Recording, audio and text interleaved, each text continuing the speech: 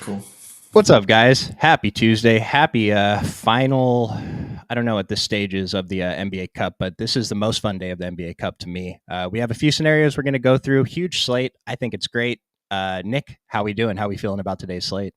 I mean, you seem a little more excited than me about this slate just because we have the NBA Cup. I'm definitely going to defer to you on some of the nuance there. But yeah, for so many games and so many teams, there's just not a lot of cheap value right now. Um, it kind of is what it is. But like, I don't know. I wouldn't mind a few little cheap building blocks to kind of work around. But yeah, I mean, the good news, I guess, is that it's keeping ownership pretty reasonable everywhere. But yeah, I'm kind of hoping we get some news throughout the stream here. Well, it's kind of funny because I was like Nick said, I'm really excited about this slate. I think we found a few spots to get different. The problem is we don't have the value to get there, and I was hoping Nick was going to help me out. I asked Smitty what values he likes, and he just hit me with Karis LeVert if Jerome sits, which he'll probably be chalk. He'll be good value. Kind of sketchy off the bench, but then he also hit me with KJ Martin and Adam Bona. So that's where we are with today's slate. Yeah. Yeah. I mean, I have some spots I don't mind, but again, it's like there's nothing you feel great about that's like sub 5K tonight. And then Grady Dick just got ruled out, so that's That's good. that's good. I don't think it opens up any value. We're very interested in Scotty and RJ. Yeah, Um, maybe Jacoby Walter starts again. Um, yeah, that could be Definitely a it. little bit of a boost for Agbaji, who is cheap enough for me to call him value on today's slate. I'll probably give this a Agbaji now. It is a good spot though against the Pacers. It's one of the better games on the slate in terms of upside. So yeah, spot to keep an eye on. But these are the little things we need. I hope we just keep getting news just like that. So what I'm going to try and do, and I'll try and remind you guys while we go through the teams, I'm just going to attempt to run through like all the scenarios for the NBA Cup. It's not spelled out easily anywhere. Like the NBA's official report is like just 100 if then statements, but we'll try to do this the best we can. Orlando and Knicks, whoever wins is in. The loser can still get in on a. Well, Orlando's probably going to be in on point differential no matter what. So Orlando's probably in. Knicks need to win though, and I don't think they can get in on point differential unless they win by like 50, which they're not going to. Right. With the Bucks and Pistons, whoever wins is in. The loser still has a chance as they both have really strong point differentials. I will note the Pistons are on the front end of a back to back, so I think it'd be really good for a young team like the Pistons to be competing in the Cup. So I gave them all a couple extra minutes. Cade Cunningham is mostly the player I'm most interested in there, though. Going to East Group C. Which one is this? I'm not sure I have the note here. Oh, because these teams aren't playing today, so this one's pretty much done. Like they care what happens with the other teams, but doesn't matter for what we're doing. Rockets already clinched. Blazers. I mean, if they win by like 50 again, they can get in, but it's probably not happening. And then this is the most interesting one. All these three teams are 2-1, and they all have if-then scenarios. So basically, all these three teams are trying to win. If I think the most important thing is OKC probably wants to win by 30. And so I gave SGA a couple extra minutes, Jalen Williams, Isaiah Hartenstein a couple extra minutes, guys like that. And then for the Spurs too, the Spurs really want to win. I gave Wemby a couple extra minutes. And for this last group, the Warriors already clinched. We know Draymond's out. Dallas advances if they win, but they can still advance. I might be wrong on that. So Dallas probably has to win, and I think that's the end of it. Do you have any extra notes on all that blabbering I just did? No, no, I appreciate you kind of pulling all that stuff up because again, I mean, I don't, I can't fully wrap my head around it. I know it's not as complicated as we make it sound, but yeah, it's a lot of if then stuff. So we're not going to even know a lot of it until the slate gets going. So it's tough to really pre-project or pre-quantify for it. But yeah, man, I mean, I don't know. I think you cover the big points in that the Spurs need to win by a bunch of points. The Blazers need to score a bunch. That Pistons Bucks game is essentially a playoff game if you were to call the Cup a playoff. Um, but yeah, I think you nailed it, man. And I don't know, it's a lot. It's a lot to process. And last thing I'll note, Denver and Grizzlies actually can advance on point differential if a couple other teams lose. So they play late, if I'm not mistaken. So they'll have more information. So we should know by the time that game starts exactly what they need or if it's possible. So late swap, even more important tonight than usual. Yep. All right, now to look at the actual slate. So, Nick, what's the starting point for today? We have no value, right? Yeah, I mean, the one piece of value I actually like is Mitchich, the point guard for the Hornets. So still no Mhm. LaMelo Ball there, no Bridges either, no Trey Mann, who is the backup point guard. So Vasily Mitchich on FanDuel at 5,100, honestly, not as popular as he should be in my opinion. On DK, like he's the one piece of chalk value that I really do like. We have him as the highest owned player right now. Very tough for me to get away from him, right? And then I mean we have Salulin on the same team who's been just wildly inconsistent. Like it's so much easier to just trust the point guard. We know that the offense is going to run through him. Um, so yeah, in a close enough matchup, I don't love the total, but I think Mitchich is kind of the starting point for me tonight. Definitely on DK, and just kind of given the lack of value even on FanDuel, where a lot of the Warriors are drawing all the ownership. I very comfortable locking in a point guard spot on Mitchich over there as well. Yeah, I expected to get 100% on DraftKings, which I did. Surprised I got 100% on FanDuel too, though. Oh, I'm sorry. No, I didn't. Made an adjustment. Oh, 82% Micic on FanDuel, so oh. still my highest exposed player, though. It's still a ton. The model, I don't know. Model doesn't think that he's like the top value of the day projected for 31 minutes. I mean, I don't know. I think I have to disagree with the model here, but keep that in mind. Model does not think he's the top value of the day, even though intuitively he probably is. Yeah, I mean, he's been pretty solid. Again, not the highest usage point guard if we're just talking about point guards, but yeah, again, it's more a product of the slate than anything else. We're going to need some value. If we don't get news to break the way we want it to throughout the evening, you're going to want that spot to be filled by someone like Mitchell, who's definitely too cheap for his role and his upside here. And on that usage note, so the biggest beneficiaries with LaMelo, Trey Mann, and then I put Seth Curry off the court too because he's kind of out of the rotation. I don't know, maybe he's just hurt, but Brandon Miller by far the biggest usage bump, plus 10% to Jane Salon, plus 8%, but that's only getting him to 21. So his usage was just rock bottom before. Cody Martin plus 6%, Grant Williams plus 5%. Uh, Vasily Micic with those guys off the court sits at 22% usage, which is fine. Projecting him for 31 minutes at these prices, I think we have to be interested. And like I said, I'm playing a ton. I don't know if I'll end up with 100 by the time lock comes around, but he will be my most exposed player. And then Brandon Miller, we saw him take 30 shots in the last game. He only made 10 of them, but he still smashed. The model still is not reading him as like a all-star play, still single-digit OF index, but I think he's good. A lot of options today. Do you think this ownership is appropriate? What do you think about Brandon Miller? Yeah, it's pretty much appropriate, I think. I like Miller. I've always liked him since he was drafted. But yeah, he really gets to shine here as long as LaMelo's going to be out. He took 19 threes last game, which is absolutely ridiculous. But like you said, didn't need to have a great game shooting to really hit a 50 plus fantasy point score on both sides, which is obviously what you're looking for. I'm comfortable getting to Miller. Salulin to me is scary. Like Mm-hmm. on DK, I get it. He's sub 4K. He's shown the upside. I'd almost rather go to Josh Green. And again, this doesn't feel good either. This is a guy who's generally low in terms of usage, but 30 minutes plus two of his last three games. Again, we're really kind of desperate for value right now. Otherwise, I don't think I'd get there too aggressively. But yeah, Mitchich for sure. Like I said, kind of a core play for me. Brandon Miller looks good. And then maybe a little Green and Salulin. That's probably it. I don't want to go overboard on this game, but this is one situation we know where a key piece is out in the mellow ball. Yeah, a couple slates ago, I said Salon was bad chalk, put up a career high. And the previous slate he was on, he was the mega chalk. I said he was fine, and he played like 17 minutes, so it was terrible. Yeah, he's one Um, of those guys. and I thought the minutes were saved. They were not. They were reduced. We still have projected for 27. This might be a little bit on the high end. Right now on DraftKings, I'm at about half the field. I have 22%. If the slate started right now, I am over on Josh Green by just a tad. I'm at 8%. So that's I mean, the price isn't quite the same, but that's kind of a little pivot you can do. And then over on FanDuel, 4,900 for Salon. I mean, that's a deep GPP play. Yeah, I don't want to pay that for him on FanDuel. And yeah, I will say Cody Martin off the bench has actually been half decent too. If you're looking for someone to mix in, it's just you can't trust the minutes there. But yeah, twin brother narrative. They're playing each other tonight. Martin versus Martin here. Not that that really means anything, but just fun little narrative for this game with a pretty low total. And just to mention it, I believe Mark Williams is expected to play tonight. Nick Richards is back. Diabate is still there. So it's looking like they're going to have a three-man rotation at the big. I don't see how we can have any interest in them until we maybe get more clarification on how that rotation is going to play out. Yeah, I don't think you can play any of them right now. We'll see. I mean, I imagine Richards is the guy if they're all healthy, but I don't know. I mean, Diabate's been such an upgrade defensively over the other two. It'll be interesting.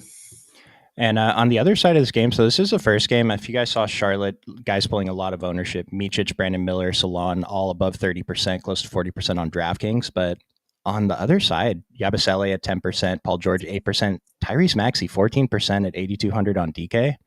He's like what is that, top 10 play in the model at 8,200? I mean, sandwiched in between a couple guys more expensive than him. I think Tyrese Maxey's an awesome run back if you're playing a couple of those Charlotte guys, or even if you're not.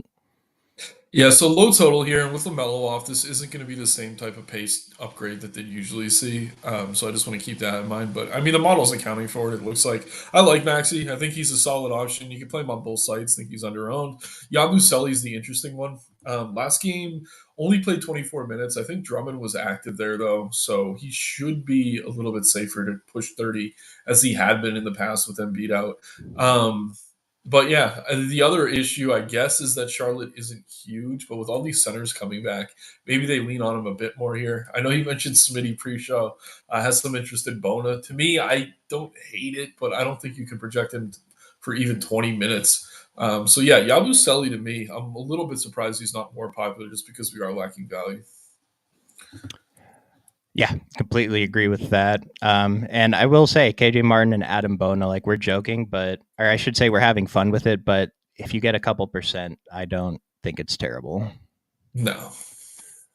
Uh, I see a couple comments about Sochan. Yeah, Power. I want to know who's on drugs at DK when they made power forward Sochan out a month and center only for 6,300. At least they did that, so it's not that hard of a decision on FanDuel. Because on DraftKings, if I'm not mistaken, he was showing up a lot for me at 4,700. Well, it's the other way around. I think he looks really good on FanDuel, Oh, really he bad looks on really good on DraftKings. FanDuel. Yeah, Okay. he's center only over on DK at Oh, 6,300. you're right. Right. Sorry. Which is the only position he doesn't play. I mean, this guy's played every other position. And then we have on FanDuel, I think they gave him two position eligibility. No, What power was forward it? only at Power forward only. 4,700. But yeah, 4,700. I mean, here's the thing. It was a thumb injury for him, so his conditioning should be where it needs to be. Like if he was coming back from an ankle, hamstring, whatever, like you'd have to be worried about the minutes. We're low on his minutes here, only giving him 25. I actually think that's a pretty good projection. But like you should be fully conditioned coming back from an injury on your hand or your thumb or your finger or whatever. So yeah, FanDuel again lacking value. He makes a lot of sense tonight at 4,700. Yeah, this is a tough spot because before the injury, he was playing, 30 plus minutes every game. We only have him projected for 25. I gave him a couple more than that, and he's my second highest owned player after Micic over on FanDuel. So this is a tough spot because the other part of it is what do we do with the rest of the Spurs rotation? Stephon Castle's been playing really well. Champagne's playing well. Do we just take a couple of minutes away from those guys? Harrison Barnes too? Yeah, I think all of them, honestly. Barnes, Champagne, and Castle are going to see a little bit of a dip. It's tough to really put it on one guy. Um, I don't know. I think they want to continue to keep them in the rotation, but it is going to hurt the upside of a lot of these guys. The Spurs need to make a trade. Like their bench is just way too deep. They have Vassell and Keldon Johnson coming off the bench. They're not even like major parts of this team right now. Malachi Branham is better than a lot of wings on some of these other teams. So yeah, I hate playing the Spurs right now because they do have so many healthy bodies, but you just got to kind of look at ownership. You got to look at the price of some of these plays. I mean, Champagne's been awesome. But at the same time, knowing that he probably sees fewer minutes here, I don't think I can get there. It's really just Sochan, Wemby, or Paul for me on both sites. And then obviously Sochan, not really a play on DK. So I trust the minutes for Paul and Wemby. And I think you mentioned earlier that the Spurs have some incentive to play a little bit harder tonight. Can't remember the exact scenario. But yeah, I think I would favor those guys. And I think the Wings are all going to probably lose some minutes to Sochan here.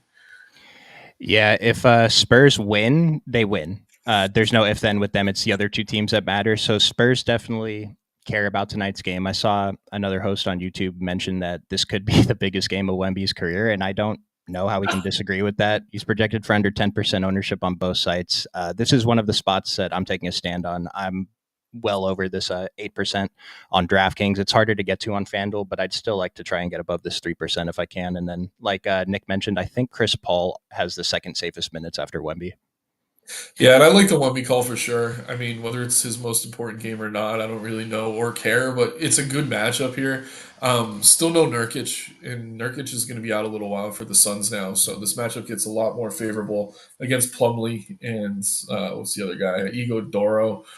So yeah, I mean, if you didn't like Wemby before, I mean, you probably should now. And again, he's not someone who's going to lose any minutes with the return of Sochan. Yeah, Javier, you're right. The gold medal final was definitely more important than a regular season game against Phoenix in December. Thank you for sending that one. KJ Simpson appearing for you. Is that totally crazy or just a bit crazy? My first instinct is it's just a bit crazy, but he played 14 minutes last game. I don't know how we can play a guy that we don't expect to play more than 16. Yeah, This guy, honestly, anyway. to me, it's a little bit out there. Like, yeah, if you're not going to get 20 plus minutes, you have to really be a monster in terms of fantasy point per minute. Like going back to the Boban days, I'm not looking to play Simpson here. And while we talk about how there's no great value on this slate, that doesn't mean you need to find value. It usually just means you need to go a little bit more balanced with your builds. Like I'd be more comfortable playing less Wemby, less Giannis, and just kind of living in the 8-9K range, settling for some of these 5 to 6K plays we think are pretty good rather than dumpster diving for the likes of a Kenneth Simpson or something like that. So again, you're gonna hear me complaining about lack of value, at least for the first half of the show, unless we get some news. But that doesn't mean you need to go find it. It just means you kind of have to reevaluate how you're building. What I will say is I don't mind the idea finding the pivot to a chalk value, but Micic is just too cheap, and his minutes are probably too guaranteed. I think to it's only Oh yeah. 1,300 more, and I have him projected for 20 more fantasy points than KJ Simpson. So Yeah, like there is logic to that as a pivot, but like I said, I think Mitchich is the one value play I even like on this slate, so I'm not looking to get different there.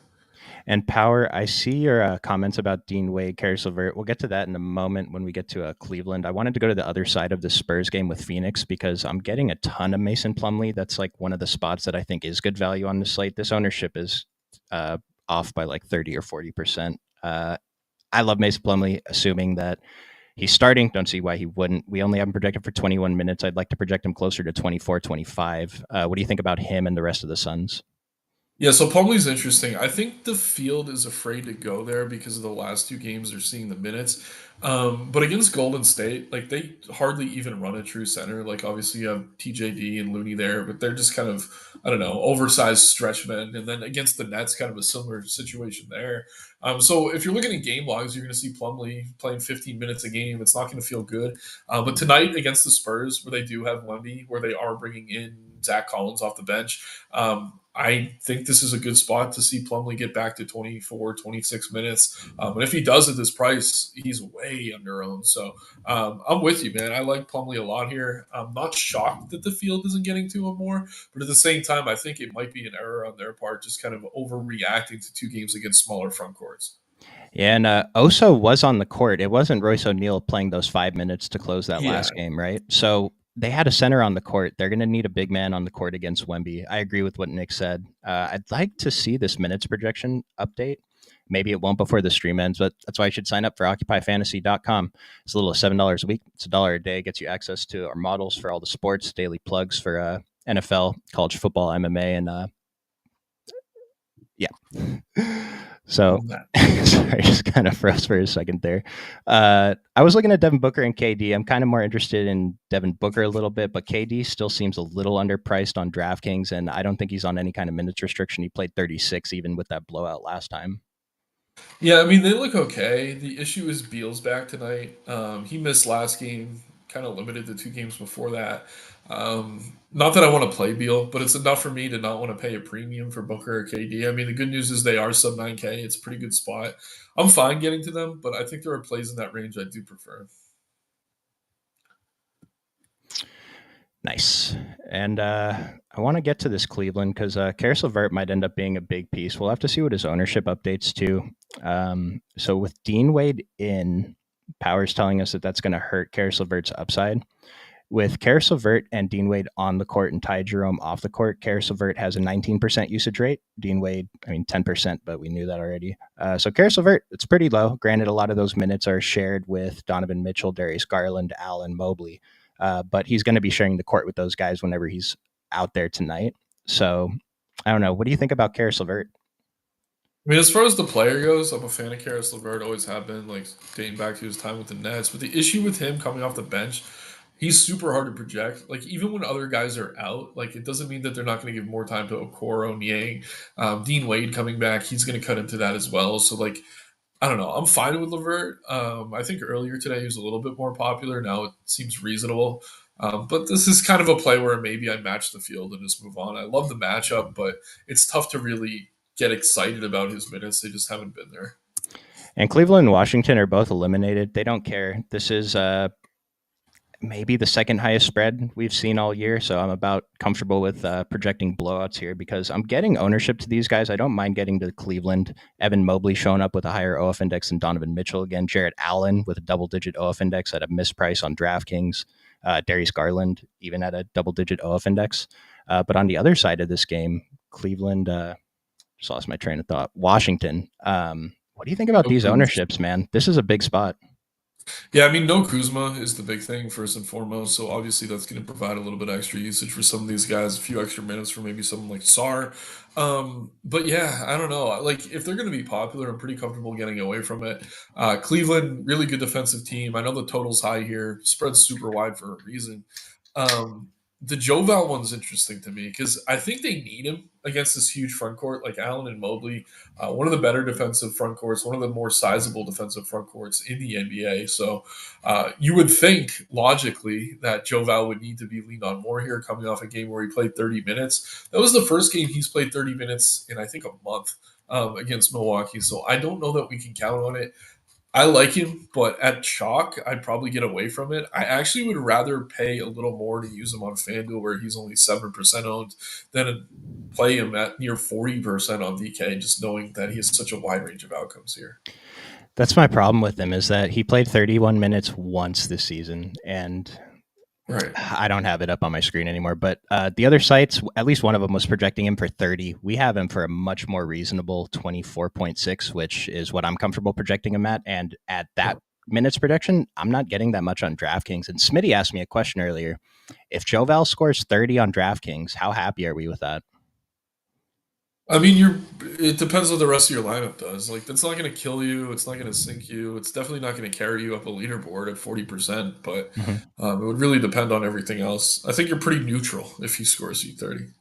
That's kind of what my opinion was too. You kind of like you could probably take down a tournament, but you have to have the nuts around him with the 1% hits of the day. And so like he's low on Webby or something.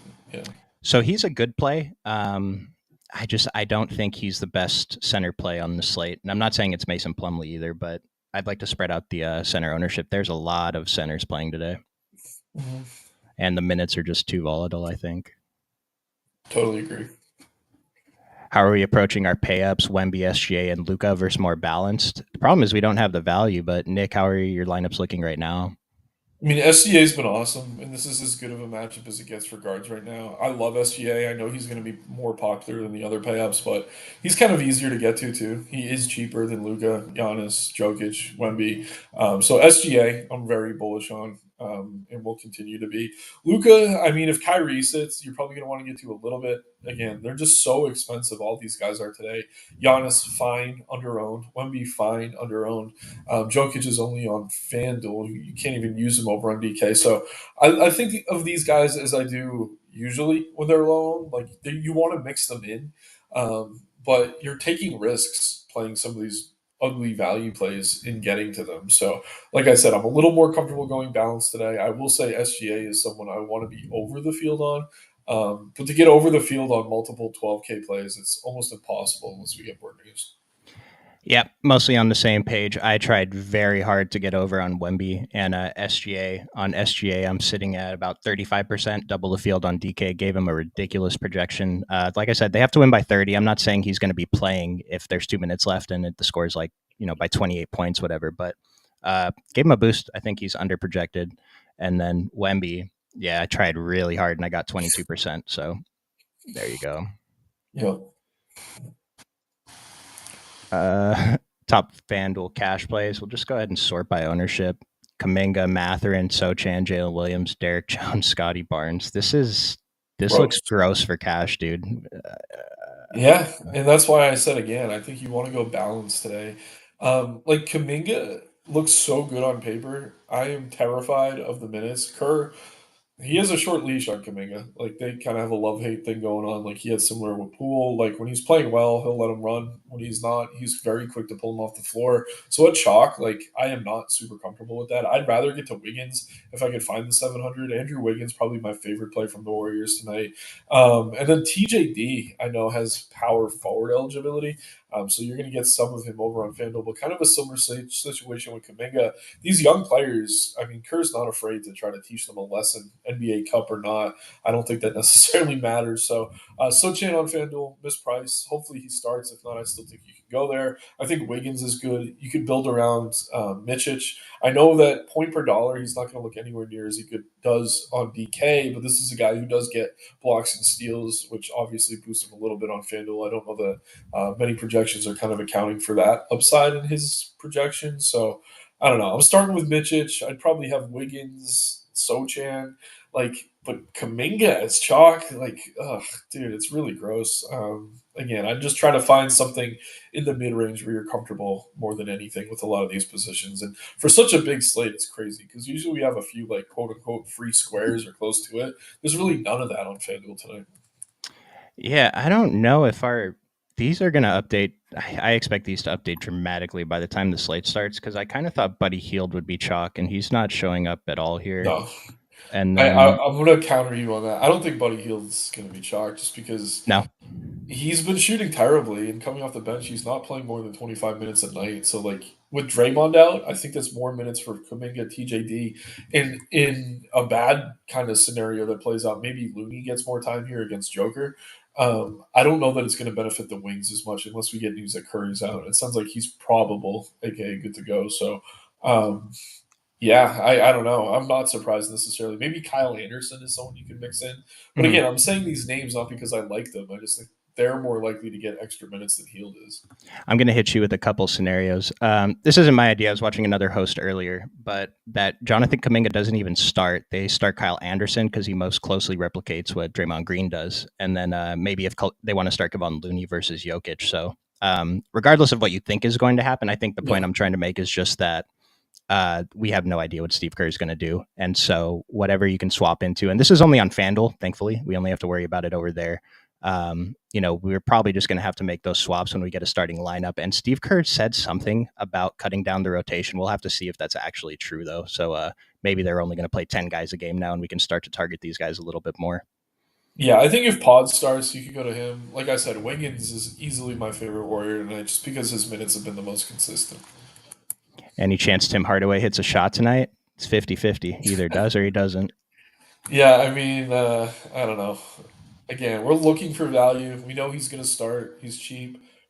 Hasn't been playing a ton of minutes though, even as the starter. So it does give me some concern. I don't know. I probably wouldn't go there. I like Malik Beasley off that bench for Detroit. He's overpriced now, so not as good of a play from DFS kind of angle. But um, yeah, I like what Malik Beasley does, and you get a little bit of revenge there too if you want to chase it.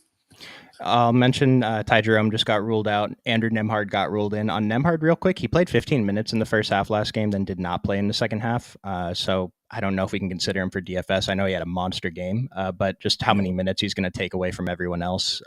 Mainly like Matherin is the guy I'm actually worried he takes the most minutes away from, showing up as chalk on FanDuel, but he's still fine at 6,500, I think. Yeah, I mean, I think Matherin's a minute stick. Like he's probably around 34 either way. I think it's going to be Quentin Jackson first, Yeah. who's going to see a huge cut. He's been playing 30 a game. That's going to completely go away. Um, and then TJ McConnell, like I don't know. It seems like some nights he gets minutes, some nights he doesn't.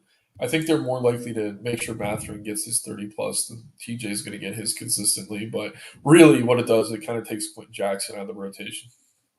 So Jerace Walker was a guy I see a question Jose asking about him. Jabari, that's Jerace Walker on the Pacers. He was showing up in my lineups a bunch earlier because I think it's just a function of his price. I didn't even have him projected that well. Like even when I lowered him, it was giving me Obi Toppin in his place. And so I think we just need that cheap power forward. And so I don't mind Jerace if his ownership is actually going to come in around 9 and 2%. That's probably appropriate for him. Maybe nine's a little bit high.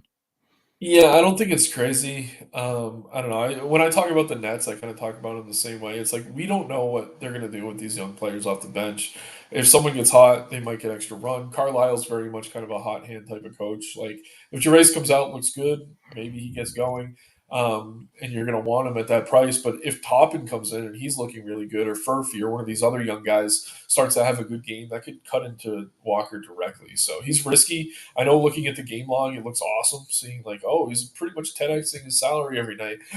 You can't necessarily bank on that, especially with them hard back. So proceed with some caution. Probably a spot where you do want to match the field. I think 10%, 10, 15 even doesn't sound too bad to me. But you probably don't want your night hanging on a player like that. And I will point out, Obi Toppin's pulling 16%. And again, I can't imagine he's projected that well anywhere around the industry. We just need the salary. The model thinks they're terrible values. If you ever see a single digit DK value from a guy who costs 3,900, the model is saying just fade him completely, like not even a Yeah. mix in. Yep. I mean, I don't want to play top end, but I think if you're looking at Walker's like a direct pivot, that's good thought process. Like you should be looking for those types of things. But at the same time, again, I mean, hot hand off the bench. Toppin's been getting minutes. Really low fantasy point per minute producer, though. I'm not excited to get to him at all. Nope. And the thing is, we have to find another player to fill in. Hopefully, maybe we get some injury news later that helps us do that. But without finding another player to take that spot, I'm going to end up with either Jerace or Obi Toppin showing up more than I'd like.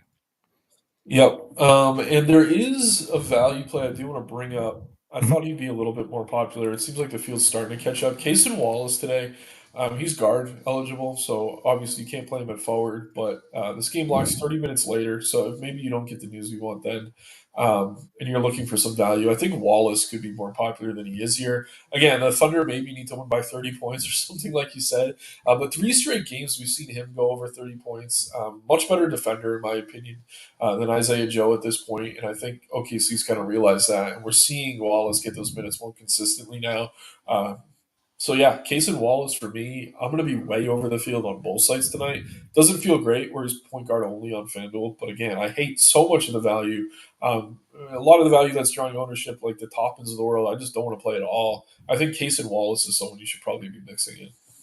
Yeah, this is another guy who's similar to the other two guys we were just talking about in the Pacers, who's showing up in my lineups that I don't love, but at least Case and Wallace is model approved. Model likes him as Yeah, value, there you go. and so I'm more comfortable getting to him than I am the two other guys. And it's a later game, so if you go into lock with him and we get some news, you can swap off. But I'll be comfortable if I end up around the field on him. I'm over as well as Nice. Yeah, that like sounds good. Nick. I like that one.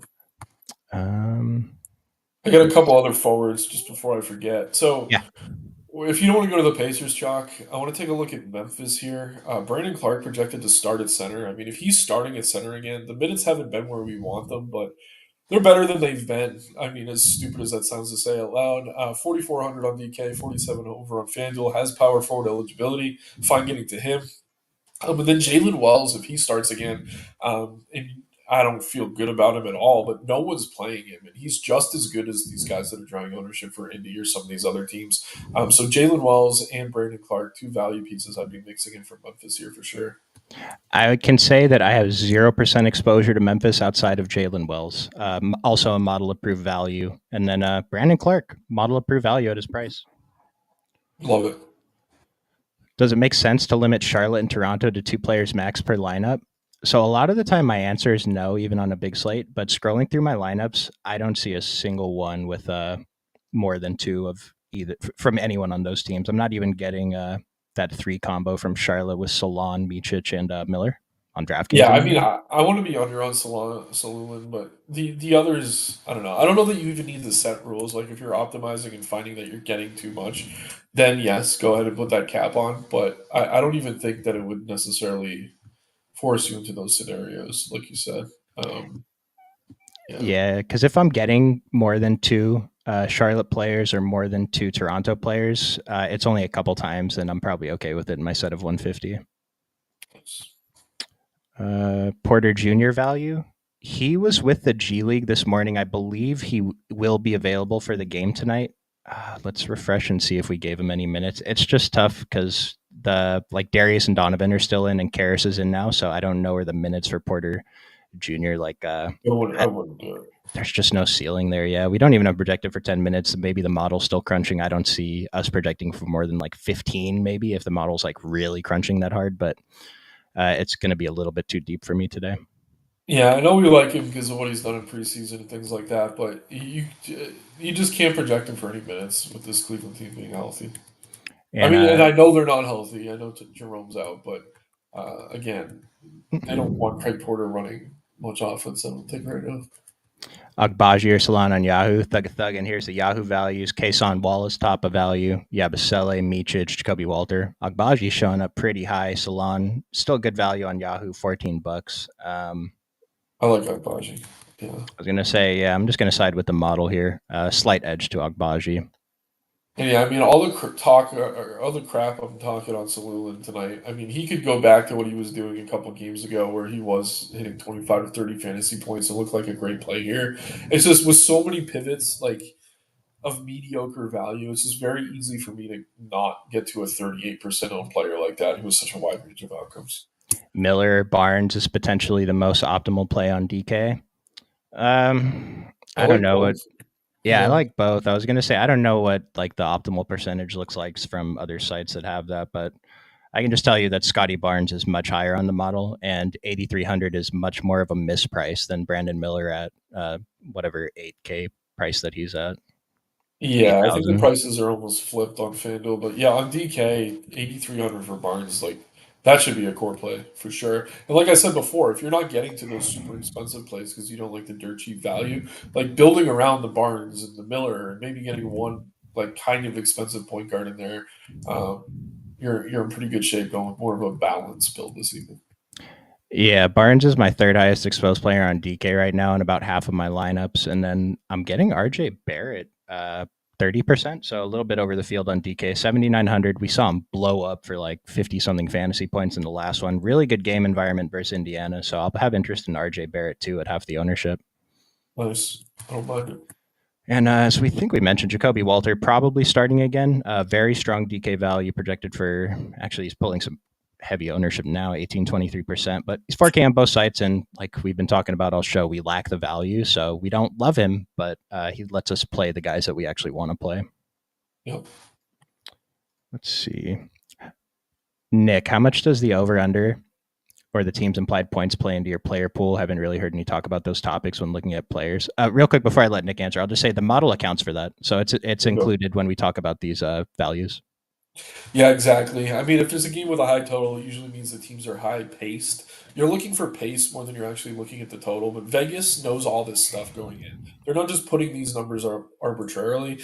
So all the data they have to put up that total is the same data we have that's going to the model and telling you how good of an individual DFS play a player is going to be. But yeah, I mean, if I see that my whole lineup is guys from like a game with 211 point total, like all the studs better be out of that game because the only reason that would make sense is that they're all underpriced because they all have increased upside. Like it really depends. Like there's not just one set answer. Like you can have a game with just a 200 point total, but if all the starters are out and it's just a bunch of crappy G leaguers and they're all 3K flat, like you could be super heavy on that game. So like it really kind of depends on the game, depends on the size of the slate. But yeah, I mean if you're deciding between studs, like you see, like, oh, Luke is low on tonight, Kyrie's out, Giannis is low on. That's when I'm like kind of looking at totals as just like a tiebreaker. Obviously, kind of favor the higher total games, but again, this is already in the model, it's already in the data, it's already in the props. Like you don't want to double count for things. Which is a mistake some people make. Like if a player looks good in the model, it's already factoring in the high total and pace. So yeah, it's more of a tiebreaker for me than anything. But if you're stacking a game, like don't be stacking games of healthy teams with low totals. But again, there are exceptions to the rule when a bunch of good players are out, especially for like a team like Charlotte who runs really fast with LaMelo on the floor. Mitch is kind of a slower defensive-minded point guard, really changes the outlook of what they do. But he's so cheap, like you're still comfortable getting to there pretty aggressively. So I know I'm rambling now, but it's not very like clear, cut, dry, black, white type answer. Like you really have to kind of bake in all that nuance. Just make sure you're not counting for things twice. And the model is already kind of factoring all that in. Yeah, that's the biggest thing. Just don't double count. Like you might look at this, Jokic is top of model. SGA second, Luka's third, but Luka has this high total that's already factored in, and SGA is still the better play, even in the lower total environment. So stuff like that, just it's factored in. Yeah. We interested in Bona? In a vacuum, I'm more interested in KJ Martin than Bona, but in this game specifically, I'm not quite sure that. I don't know. The minutes are going to be weird. I don't mind mixing him in, but I think Nick mentioned he's not super into him, right? Yeah, I haven't seen the minutes from him yet. I mean, we haven't seen him get over 20, I think, yet in the NBA. He I don't know. crushed last game. Yeah, he did great in the time he was on the floor, but again, he had to have a lot go right for him. He only had a 12% usage rate. He still pretty much got there, which is tough to do. 5 rebounds. He had 4 fouls in that time, but he had 3 blocks. Like, I don't know. That seems to be like a ceiling game. Um, for me, it's a no. I'd rather go balance and just live with it. And when I say crush, that was 15 fantasy points. Yeah, crush for the minutes he was on the floor. Yeah. Power, I'm not sure I see the correlation here between Toppin and Grady Dick, but let me know if I'm missing something. Levert 4,900 on FanDuel. He's probably fine. Let's see what the model looks like now. I mean, we already knew this with Ty Jerome out, but at least we have a model telling us he's the 5th best value on his own team. On his own team. Oh, yeah. Like I said, I mean, you would think he'd see a nice boost here. It's not that big, though. Again, he's still coming off the bench. He's still going to be sharing usage with all these other starters when he is on the floor. It's not like they're doing these hockey line changes in Cleveland or anything like that. So he's okay, but more like a last piece in than something I'm trying to build around. Yeah, like I'm going to play him, but as I pointed out, his usage in this situation is around 19%, which is not something we're that interested in. He is only 4,900 though, and we know Karis LeVert is probably better than that. So Yeah. with Draymond out, you could see Looney starting. Yep, I agree. Yeah, I would not be He surprised has if Looney against Jokic a starts. lot in the past, too. Yeah. Yeah, just that Golden State lineup. That's where we can find some value if you're willing to, take the risk and wait till later, make a couple predictions with your exposures. Just save a little bit more. Yeah. Or if Kyrie's out, um, I don't I, know. th- I thought I I just thought thought Kyrie was in. Kyrie's in. Okay. Yeah, I thought it was Yeah. for sure. There's not much other news then. I mean, it kind of is what it is. And then Plumlee 4,100 on FanDuel. I got there a little bit. Again, it's really tough to pay down for centers on FanDuel, especially when every team in the NBA plays today. With that said, I don't think I got 0%. Yeah, I just want to use that. Like, we're about to do the dummy build, I think. One center I do want to bring up is Walker Kessler. Not the best matchup, obviously, here against OKC. I just think he's a little bit underpriced for what he's capable of in this mid range. Again, a lot of my builds tonight, I'm doing hand building. I'm playing a bunch of single entry stuff like that. So, finding myself in the mid range, Kessler kind of fits the mold as a center that actually has some upside between 6 and 7K. Like, we're gonna see guys like Turner drawing more ownership. It's been a while since we've seen a ceiling game out of him. So yeah, I want to get to some Kessler here, I think. Oh, it was a dick joke. Got it. I thought it was something like, when Grady Dick's off the court, Obi Toppin dominates the power forward position. I'm going to stop. Sorry. Yeah, no, there's no correlation there. That's hilarious. Yesterday you had Jaime Jaquez over Wilson and you end up swapping because of the total. That's the thing. Like, I do not pay that much attention to the total. It's all It's reflected already in in the there. OF index Yeah, value. If you use other sites' projections, it's already in there. Like we just don't do it twice. You're going to end up with too much or too little of people. First players in the dummy for me today are Micic and Scotty Barnes. yeah, Micic, Scotty Barnes. I had one other one. Yeah, I think those two are the easiest. Jovel, do we put him? No, I don't want him. I don't want him. He makes sense, but I like it. you do like it, or you? No, I like not putting him in the dummy. Oh, okay, cool. Yeah. Yeah, let's go. You got Micic and Barnes already. Brandon Miller's easy. Hartenstein we haven't talked about, but I wish he was pulling less ownership. He's probably my favorite overall tournament play on or center play on the slate. Yeah, excuse me. Yeah, I think it's like everything else is priced where it should be. Like, um, I don't know if we really want value. I guess it's Jacoby Walter now. I don't feel good about it, knowing he's going to be popular.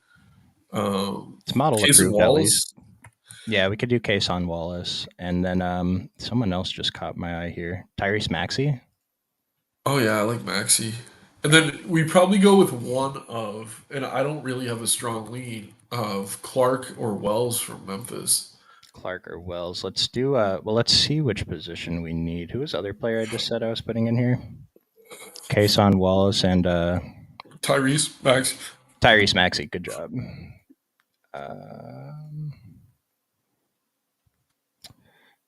Leaves us 6,200, so we could get to whatever center we want. Hartenstein, pay down for Plumlee or Joval. I mean, we could try and get up to Wembanyama, play a second center in the utility. That might be tough today. I don't know. I'm fine if you want to go Hartenstein. I really like Hartenstein, and it looks like he is he model approved value? Hartenstein. Model doesn't hate him. Thinks he's fine. Leaves us 5,800. We could go and plug in Jacoby Walter and kind of just think of Jacoby as like a placeholder. Maybe another 4K guy pops up later. We can swap out of it. Yeah. I mean, honestly, I'd rather go like Baji for like a few hundred more. Let's do that, because then that leaves us gives us more flexibility with the position. So we'll do Agbaji, Scotty Barnes. Forgot Bruce Brown's in the NBA. Leaves us 6K, so we can play one of those other centers. I mean, you want to go with the chalk easy, we can throw in Joval, and then leaves us 7,300 for Desmond Bain, Markkanen, or move something around. And then I just want to mention Batadze is a pretty sick large field pivot to Joval, projected for 1/10 of the ownership at $100 more. I like him way more. Yeah, do it. Yeah, this is one I wanted to point out for sure. Good call. And now it's the model. Not the best matchup, but yeah, that's a better play than Joval.